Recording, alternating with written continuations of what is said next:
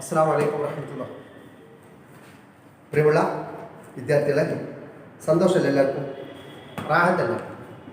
അൽഹംദുലില്ലാ. നമ്മൾ ചാപ്റ്റേഴ്സൊക്കെ തീർന്നു, ഒക്കെ റാഹത്തായി. ഒട്ടുമിക്ക കുട്ടികളെയും നോട്ട് കണ്ടു. ഇനിയും കുറച്ച് കുട്ടികളുടെ നോട്ട് കാണാൻ ബാക്കിയുണ്ട്. ഒക്കെ നോക്കി അൽഹംദുലില്ലാ റാഹത്താണ്.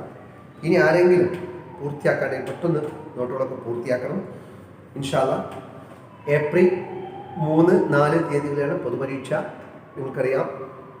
ഇപ്പോൾ കിട്ടിയ വിവരം അനുസരിച്ച് ഇൻഷാ അല്ലാഹ് സ്കൂളിൽ വന്നുകൊണ്ട് തന്നെ പരീക്ഷ എഴുതേണ്ടതുണ്ട്. അപ്പോൾ അതുകൊണ്ട് വളരെ ശ്രദ്ധിക്കണം. നമ്മൾ എവിടെയാണോ പൊതുപരീക്ഷയ്ക്ക് ഫീസ് അടച്ചിട്ടുള്ളത് അവിടെ തന്നെ വരണം. അപ്പോൾ അതിനുള്ള തയ്യാറെടുപ്പ് ഇപ്പോൾ തന്നെ നടക്കണം. വളരെ കുറഞ്ഞ സമയം മാത്രമേ നമ്മുടെ മുമ്പിലുള്ളൂ. വളരെ ശ്രദ്ധിച്ചിട്ട് ഓരോ ഭാഗവും കൃത്യമായി റെഡിയാക്കണം. ഇൻഷാ അല്ലാഹ് ഇനി ഇവിടുന്ന് നമ്മൾ നടത്തുന്നത് റിവിഷൻ ക്ലാസ്സുകളാണ്. അപ്പോൾ ഇന്ന് ഞാൻ ഉദ്ദേശിച്ചത് ഒരു 3 ചാപ്റ്റർ ഒന്നായി ഒരുമിച്ച് തരാനാണ് ഉദ്ദേശിച്ചത്. നമ്മൾ അരക്കൊല പരീക്ഷയ്ക്ക് വേണ്ടി നമ്മൾ ഒരിക്കൽ തന്നിട്ടുണ്ട്. നിങ്ങൾ ഓർമ്മ ഉണ്ടാവും. എന്തെങ്കിലും ഒന്നുകൂടി ആവർത്തിക്കാൻ വേണ്ടി ഓർമ്മ ഉണ്ടാവാൻ വേണ്ടിയിട്ടാണ് ഞാൻ ഒന്നുകൂടി വിടുന്നത്. വളരെ ശ്രദ്ധിച്ചിരിക്കണം. നമ്മൾ ഫസ്റ്റിൽ ചെയ്തത് ത്വഹാറത്താണ്. ശ്രദ്ധിച്ചിട്ടുണ്ടാവും അല്ലേ? ത്വഹാറത്താണ് ഒന്നാമത്തെ ചാപ്റ്റർ. പൊതുപരീക്ഷ ആകുമ്പോൾ പിന്നെ ഒന്നാമത്തെ ചാപ്റ്റർ മുതൽ ലാസ്റ്റ് ചാപ്റ്റർ വരെ എവിടുന്ന് പുസ്തകം വരാൻ സാധ്യതയുണ്ട്. അത് നമുക്കൊന്നും മാറ്റിക്കാൻ കഴിയില്ല. മദ്രസയുടെ പ്രത്യേകത ഉള്ളത്. സ്കൂളിലാണെങ്കിൽ നമുക്ക് പിന്നെ ക്വാർട്ടർലി, ഹാഫ് ഇയർ, ഫൈനൽ എന്ന് പറഞ്ഞ 3 ഭാഗമാക്കി ഡിവൈഡ് ചെയ്യുന്നുണ്ട്. മദ്രസയിൽ അത് കഴിയില്ല. അതുകൊണ്ട് ശ്രദ്ധിച്ച് പഠനം. ത്വഹാറത്ത്, ഒന്നാമത് ത്വഹാറത്ത് എന്നാൽ ഭാഷാർത്ഥമുണ്ട്, പിന്നെ ശറയ്യായ അർത്ഥമുണ്ട്. ഭാഷാർത്ഥത്തിൽ ത്വഹാറത്ത് എന്ന് പറഞ്ഞാൽ എന്താണ്? മ്ലേച്ഛ വസ്തുക്കളെ തൊട്ട് വൃത്തിയാക്കൽ. ഭാഷാർത്ഥത്തിൽ ത്വഹാറത്ത് എന്നാൽ മ്ലേച്ഛ വസ്തുക്കളെ തൊട്ട് വൃത്തിയാക്കുക. ശറയ്യായ അർത്ഥപ്രകാരം അശുദ്ധി കാരണമോ നജസ് കാരണമോ വരുന്ന തടസ്സങ്ങളെ ഉയർത്തുക. അശുദ്ധി കാരണമോ നജസ് കാരണമോ വരുന്ന തടസ്സങ്ങളെ ഉയർത്തുക. ഇതാണ് ശറയ്യായ അർത്ഥം. അപ്പോൾ ത്വഹാറത്ത് എന്നാൽ ഭാഷാർത്ഥത്തിൽ ത്വഹാറത്ത് എന്നാൽ എന്തെന്ന് ചോദ്യം വന്നാൽ മ്ലേച്ഛ വസ്തുക്കളെ തൊട്ട് വൃത്തിയാക്കുക. ശറയ്യായ ത്വഹാറത്ത് എന്നാൽ എന്ത് എന്ന് ചോദിക്കും. ത്വഹാറത്ത് പിന്നെ ശറയ്യായ അർത്ഥത്തിലും ഭാഷാർത്ഥത്തിലുണ്ട്. അപ്പോൾ ശറയ്യായ ത്വഹാറത്ത് എന്നാൽ എന്തെന്ന് പറയുമ്പോൾ എന്താ മനസ്സിലാക്കേണ്ടത്?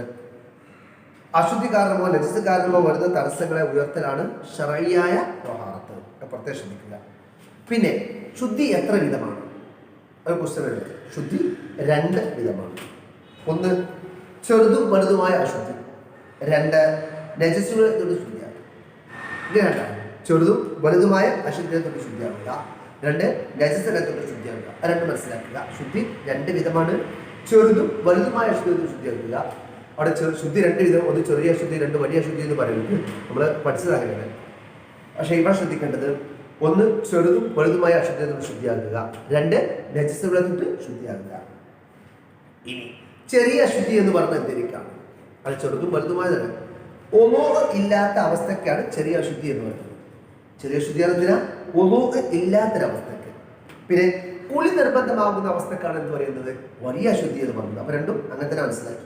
ചെറിയ അശുദ്ധി എന്ന് പറഞ്ഞാൽ എന്താ ചോദിച്ചാൽ ഒന്നും ഇല്ലാത്ത അവസ്ഥ. വലിയ ശുദ്ധി എന്നാലും കുളി നിർബന്ധമാകുന്ന അവസ്ഥയ്ക്ക് വലിയ അശുദ്ധി എന്ന് പറയുന്നു. ഇനി വലിയ അശുദ്ധിയുടെ കാരണങ്ങൾ. എങ്ങനെയാണ് വലിയ അശുദ്ധി ഉള്ളത്?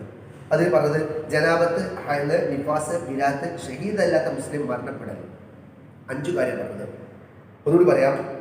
ജനാബത്ത്, ഹൈള്, നിഫാസ്, വിലാദത്ത്, ഷഹീദല്ലാത്ത മുസ്ലിം മരണം. ജനാബത്ത്, ഹൈള്, നിഫാസ്, വിലാദത്ത്, ഷഹീദല്ലാത്ത മുസ്ലിം മരണപ്പെടൽ എന്നിവയാണ് എന്തുള്ളത്?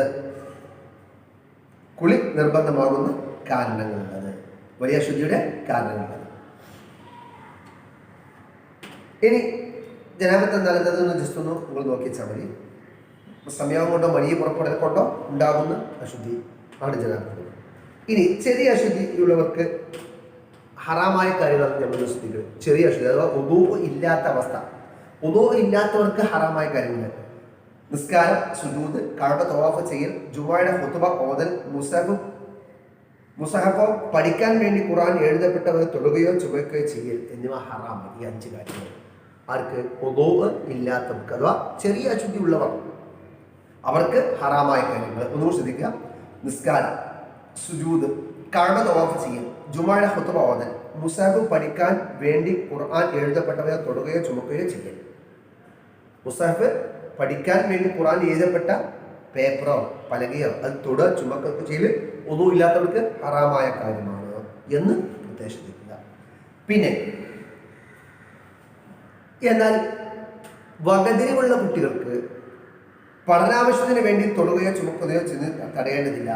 വകതിരിവുള്ള കുട്ടികൾക്ക് ഖുർആൻ തൊടുന്നതിന് വിരോധമില്ല. പഠിക്കാൻ വേണ്ടി വകതിരിവുള്ള കുട്ടികൾ പഠന ആവശ്യത്തിന് വേണ്ടി ഖുർആൻ തൊടുന്നതിനോ ചുമക്കുന്നതിനോ വിരോധമില്ല. വകതിരിവില്ലാത്ത കുട്ടികളാണെങ്കിൽ തൊടാൻ പാടില്ല, ഹറാം തന്നെയാണ്. അപ്പം അത്തരം കാര്യം ശ്രദ്ധിക്കുക. അത് നമ്മൾ മനസ്സിലാക്കുക. നമുക്ക് മുമ്പ് പഠിച്ചതാണ്, പലവട്ടം ആവർത്തിച്ചതാണ് പാത്രം എടുക്കുന്നത്. അപ്പോൾ ഇത്രയും കാര്യങ്ങൾ ആവശ്യത്തെക്കുറിച്ച് ഓർമ്മ. പിന്നെ അപ്പോൾ നമ്മൾ ചെറിയ അശുദ്ധി കുറിച്ച്. ഇനി വലിയ അശുദ്ധിയുള്ളവർക്ക് ഹറാമായ കാര്യങ്ങൾ. ചെറിയ അശുദ്ധിയുള്ളവർക്ക് ഹറാമായത് എന്തൊക്കെയാണോ അതൊക്കെ വലിയ അശുദ്ധിയുള്ളവർക്കും ഹറാം തന്നെയാണ്. മനസ്സിലായോ? ചെറിയ അശുദ്ധിയുള്ളവർക്ക് എന്തൊക്കെ ഹറാമായി 5 കാര്യങ്ങൾ പറഞ്ഞല്ലോ.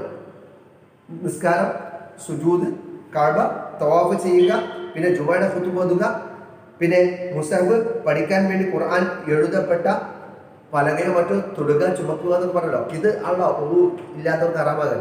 ഇത് വലിയ ശുദ്ധിയുള്ളവർക്കും ഹറാം തന്നെയാണ്, സംശയമില്ല.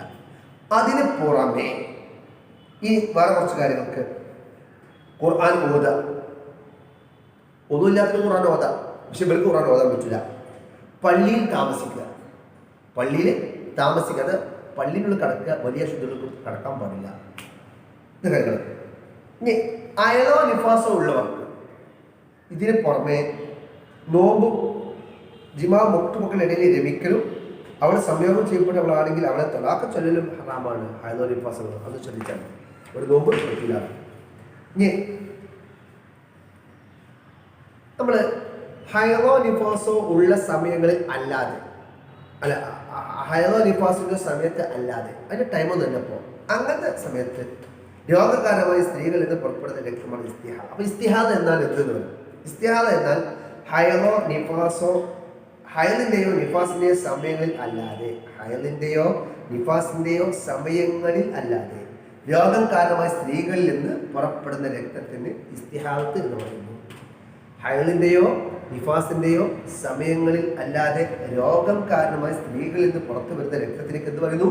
ഇസ്തിഹാദ എന്ന് പറയുന്നു. ഇസ്തിഹാദ ഉണ്ടായാൽ ഇത് കാരണം നോമ്പ് ഉപേക്ഷിക്കേണ്ടതില്ല. മേൽ പറയപ്പെട്ട ഒരു കാര്യവും ഹറാമാവുകയില്ല എന്ന് പ്രത്യേകിച്ചു. ഇസ്തിഹാദക്കാരിട്ടോ പ്രത്യേകിച്ചു. ഇനി സുന്നത്താണ്.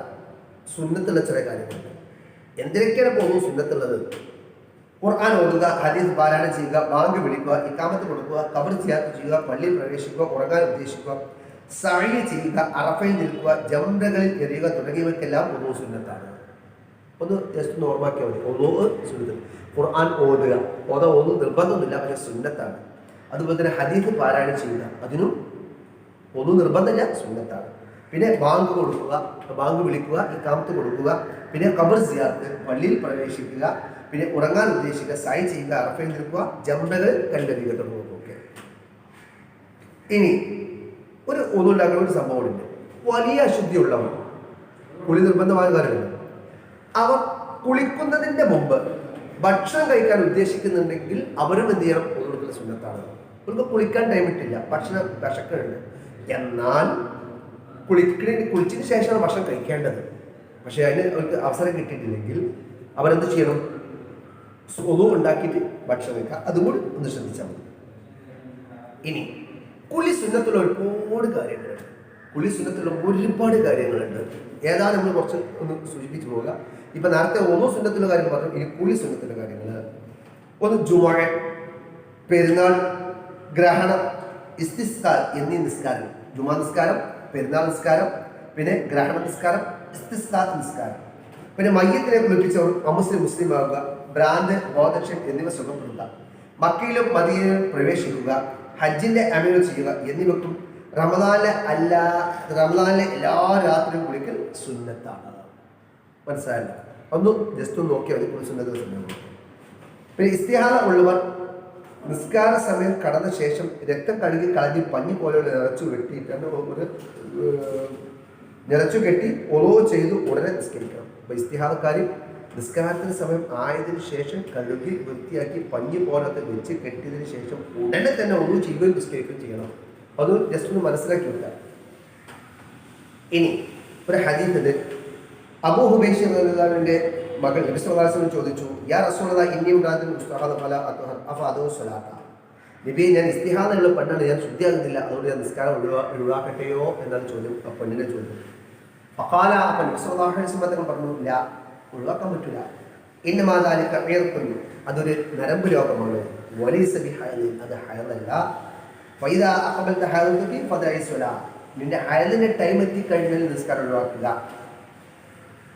വൈദ അത് പറഞ്ഞ് ഫഹ്സിലി അൻകിദ്ദമ തുമ്മ സ്വല്ലി, ഹൈലിന്റെ ടൈം കഴിഞ്ഞാൽ നീ രക്തം കഴുകി കളഞ്ഞിട്ട് നീ നിസ്കരിക്കുക എന്നാണ് റസൂലുള്ളാഹി. അപ്പോൾ ഹദീസ് നോക്കുന്നത് ഇസ്തിഹാദത്താക്ക് ഇതാണ് ത്വഹാറത്തുമായി ബന്ധപ്പെട്ട കാര്യങ്ങൾ. അതെല്ലാം ശ്രദ്ധിക്കുക.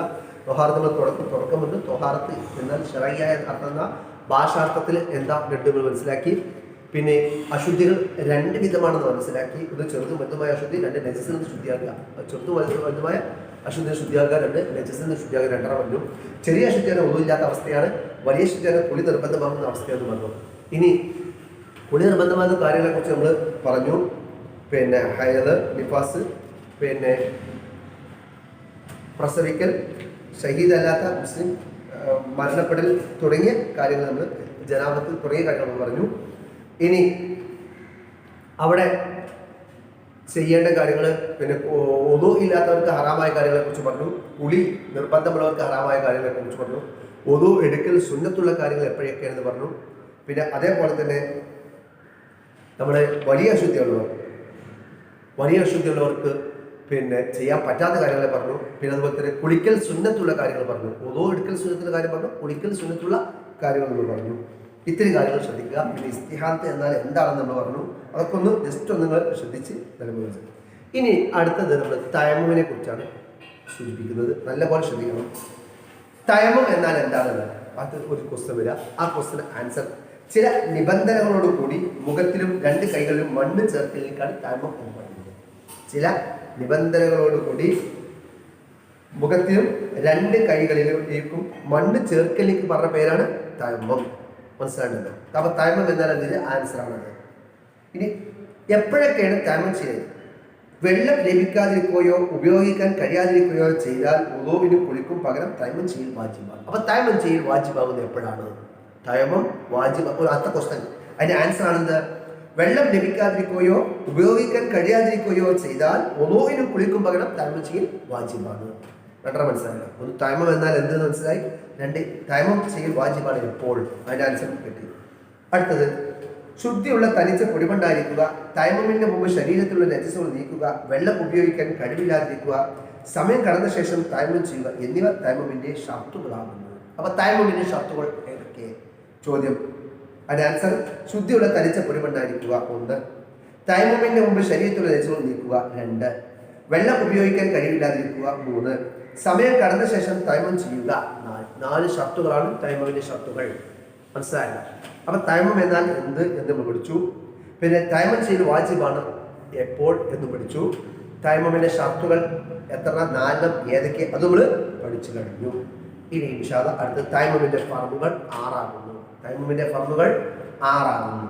1 നിയ്യത്ത്, 2 മണ്ണടിച്ചെടുക്കുക, 3 മുഖം തടവുക, 4 2 കൈ മുട്ട് ഉൾപ്പെടെ തടവുക, 5 തെർത്തീബ്, 6 2 അടി കൊണ്ടായിരിക്കുക.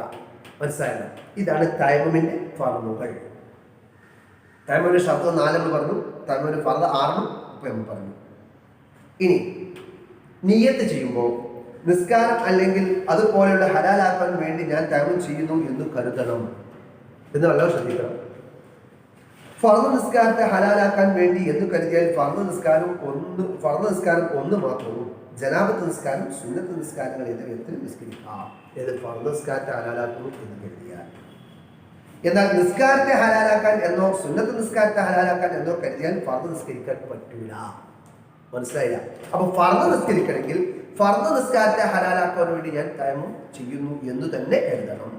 നിസ്കാരത്തെ ഹലാലാക്കാൻ എന്ന് കരുതിയാൽ തയമ്മം ശരിയാവും, പക്ഷേ അതുകൊണ്ട് എന്ത് ചെയ്യില്ല, ഫർള് നിസ്കരിക്കാൻ പറ്റുകയില്ല എന്ന് പ്രത്യേകം ശ്രദ്ധിക്കുക.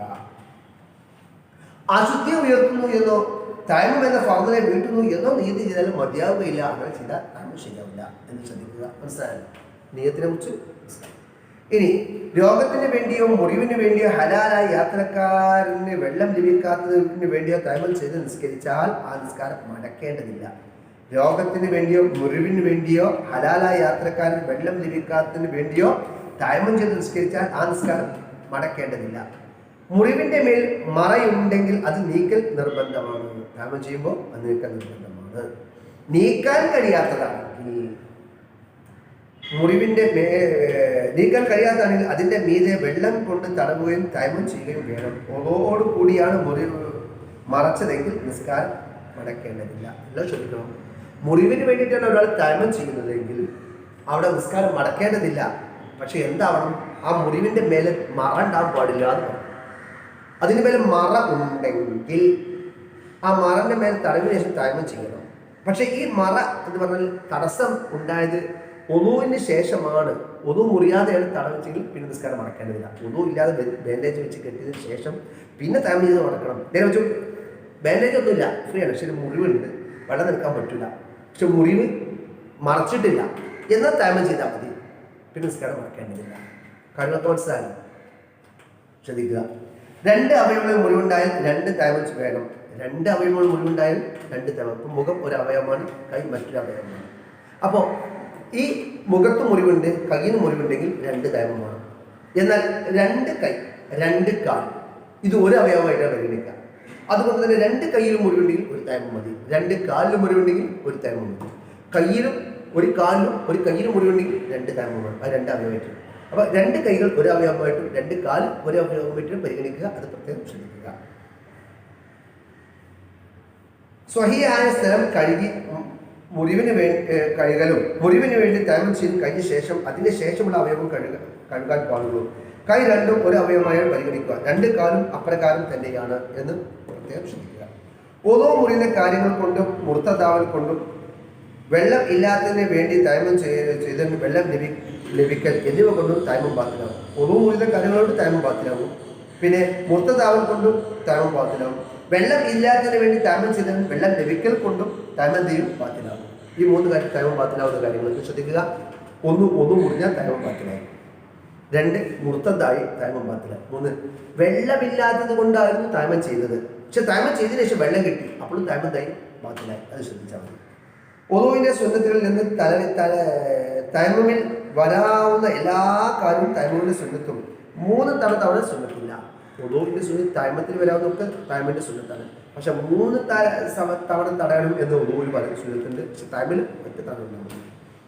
1ാമത്തെ അടിയിൽ മോതിരം ഊടുക, 2ാമത്തെ അടിയിൽ വിരൽ അകറ്റി തടവുക, പൂർത്തിയാക്കുന്നതിന് മുമ്പ് കൈ ഉയർത്താതിരിക്കുക മുതലായ സുന്നത്താണ്. 2ാമത്തെ അടിയിൽ മോതിരം ഊരൽ നിർബന്ധമാകുന്നു എന്ന് മനസ്സിലാക്കാം. 1ാമത്തെ അടിയിൽ മോതിരം ഊരലില്ല, 2ാമത്തെ അടിയിൽ മോതിരം ഊരൽ നിർബന്ധമാണ്. അപ്പോൾ 1ാമത്തെ അടിയിൽ മോതിരം ഊരൽ സുന്നത്വമാണ്. അങ്ങനെ മനസ്സിലാക്കുക. ഇനി നജസ്സുകളും അതിനെ ശുദ്ധിയാക്കേണ്ട രൂപവുമാണ് നമുക്ക് ഒന്ന് ചെറിയ രൂപത്തിൽ പറഞ്ഞു പോകുന്നത്. നമ്മൾ പറയല്ല, 1 അശുദ്ധി 2 വിധം. 1 ചെറുതും വലുതുമായ അശുദ്ധിയെ ശുദ്ധിയാക്കുക. 2 നജസ്സുകളെ ശുദ്ധിയാക്കുക എന്നാണ് പറഞ്ഞു. ത്വഹാത്ത് പറഞ്ഞു. അവിടെ നമ്മൾ ചെറിയ അശുദ്ധിയത്തോടും വലിയ ശുദ്ധിയാക്കലിനെ കുറിച്ച് നമ്മൾ പറഞ്ഞു. ഒന്നും ഉണ്ടാക്കുക അല്ലെങ്കിൽ കുളിക്കുക എന്നൊക്കെ പറഞ്ഞു. ഇനി നജസ്സുകളെ എങ്ങനെയാണ് ശുദ്ധിയാക്കുക എന്നതിനെ കുറിച്ച് നമ്മളിപ്പോൾ ചർച്ച ചെയ്യുന്നത്. നജസ്സുകൾ 3 വിധമായിട്ട് നമുക്ക് കണക്കാക്കാം. 1 മുഹല്ലത് കടോരമായത്, അതിന്റെ മീനിങ് മറക്കരുത്. 2 മുതവസ്വിത്ത് മധ്യനിലയിലുള്ളത്. 3 മുഖഫഫ് ലഘുവായത്. ഇങ്ങനെ 3 രൂപത്തിലാണ്. അപ്പോൾ മുഹല്ലത്, മുതവസ്വിത്ത്, മുഖഫഫ്, ഇങ്ങനെ 3 നായ, പന്നി അവയിൽ നിന്ന് ജന്മമെടുത്തവ മുഹല്ലതായ നജസ്സുകളാണ്.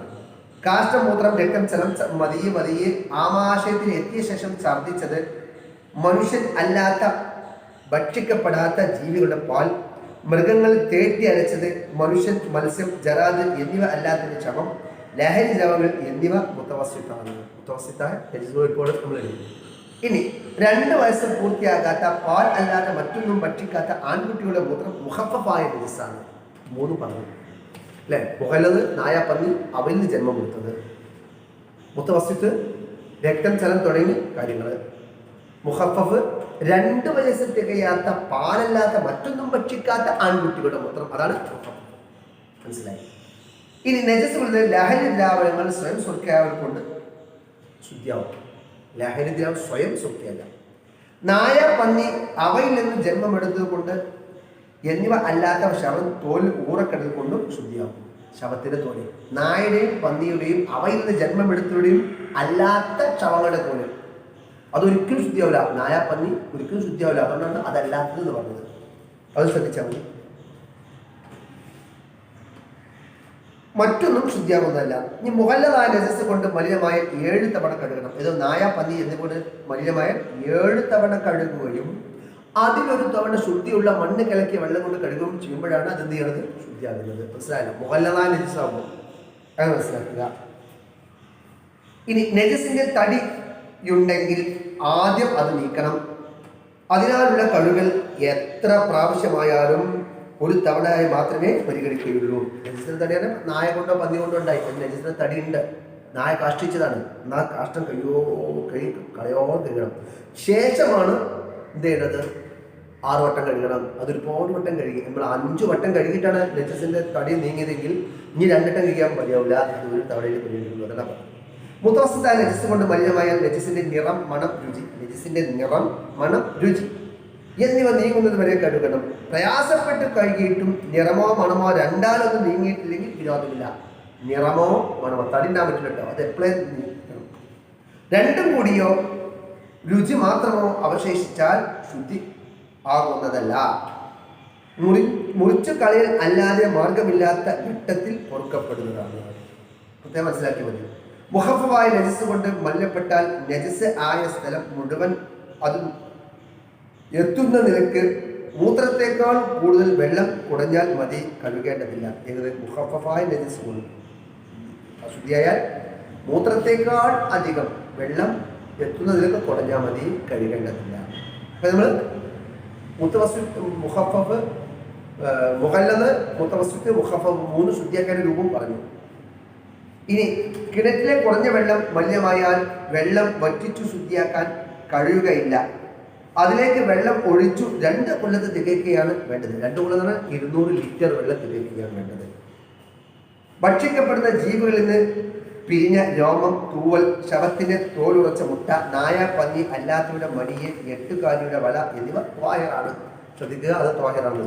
ഇത്രയും കാര്യങ്ങൾ നമ്മൾ ഈ 3 ചാപ്റ്റർ. ഒന്നാമത് ത്വഹാറത്ത് പറഞ്ഞു, രണ്ടാമത്തെ നമ്മൾ പറഞ്ഞത് തൈമത്തെ കുറിച്ച് പറഞ്ഞു, 3 നജസ്സുകളെ കുറിച്ച് പറഞ്ഞു. അപ്പൊ നജസ്സുകളുടെ ഇനങ്ങൾ ഏതൊക്കെ പറഞ്ഞു, അത് എങ്ങനെ ശുദ്ധിയാക്കിയത് പറഞ്ഞു. അങ്ങനെ ഈ മൊത്തം ഈ 3 ചാപ്റ്ററുകൾ കൃത്യമായി പഠിക്കുക. ഇൻഷാ അല്ലാഹ് അടുത്ത നമ്മൾ ചർച്ച ചെയ്യുന്നത് സക്കാത്താണ്. അത് അടുത്തതിൽ സക്കാത്തുമായി ബന്ധപ്പെട്ട ബാക്കി കാര്യങ്ങൾ. ഈ കാര്യങ്ങളെല്ലാം ശ്രദ്ധിക്കുക. ഈ 3 ചാപ്റ്ററുകൾ നിങ്ങൾക്ക് ഡൗട്ട് ഉണ്ടാകരുത്. അസ്സലാമു അലൈക്കും.